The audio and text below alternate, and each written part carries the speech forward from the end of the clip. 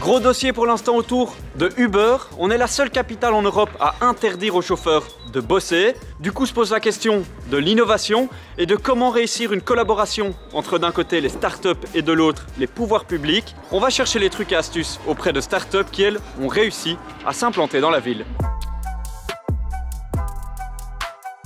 Moi c'est Pierre de Chatzen, je suis CEO et fondateur de Billy Bike, les vélos électriques partagés bruxellois.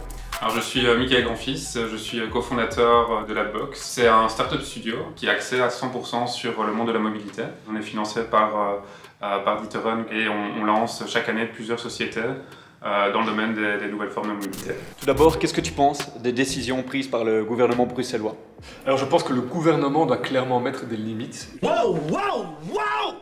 Évidemment, nous, comme Uber, on a besoin de nouvelles technologies, mais parfois cette technologie pousse à l'excès. Et des sociétés comme Uber, qui sont très loin de leurs employés, sans peut-être le savoir, poussent des gens dans des situations qui sont socialement très compliquées. C'est bien que le gouvernement s'y intéresse, il ne faut juste pas qu'en le faisant, il bloque toute l'innovation liée à l'utilisation d'outils comme le smartphone, par exemple.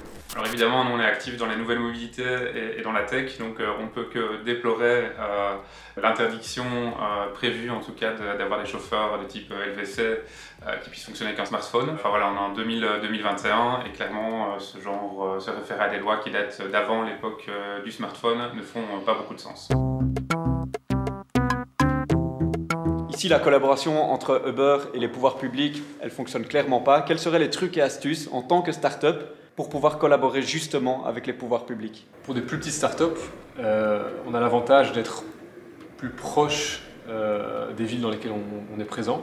Et donc il faut jouer vraiment la carte de la proximité, de se mettre soi-même des standards assez élevés et de montrer que ces standards sont respectés.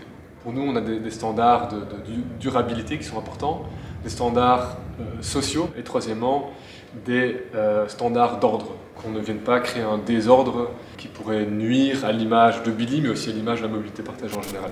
Je pense qu'il y a déjà un intérêt à aller le plus tôt possible, expliquer votre projet, votre besoin, etc. Il va vous aider en fait à garder une bonne relation de travail avec eux, à potentiellement dans certains cas faire évoluer un petit peu la législation en votre faveur, simplement en remontant les points qui posent problème. On peut appeler ça du lobby, mais fondamentalement, c'est partager en tant qu'expert du domaine avec les pouvoirs publics les difficultés qu'on rencontre et voir si, de façon commune, il y a moyen de faire des choses ensemble. Un autre conseil, c'est dans certains cas de figure d'arriver à s'inscrire dans le cadre de marchés publics qui sont en fait des processus quand même relativement compliqués, relativement compétitifs. Il y a beaucoup de paperwork à faire qui prend du temps, mais quand on est prêt à y mettre les moyens et à prendre le risque, on peut arriver à mettre en place de très beaux projets avec les pouvoirs publics.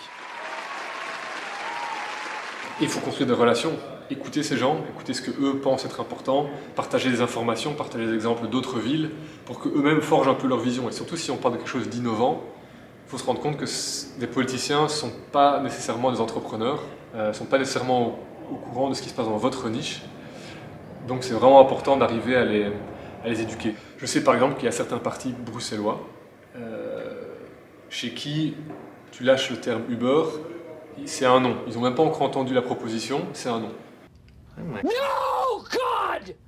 Quand nous on va toquer à la porte de ces partis, on nous accueille avec un bras ouvert et on se rend compte qu'ils partagent notre ambition, ils partagent notre vision de la mobilité, qui n'est pas tellement différente que celle d'Uber, mais c'est juste qu'on fait les choses différemment. Et c'est ça la grosse différence.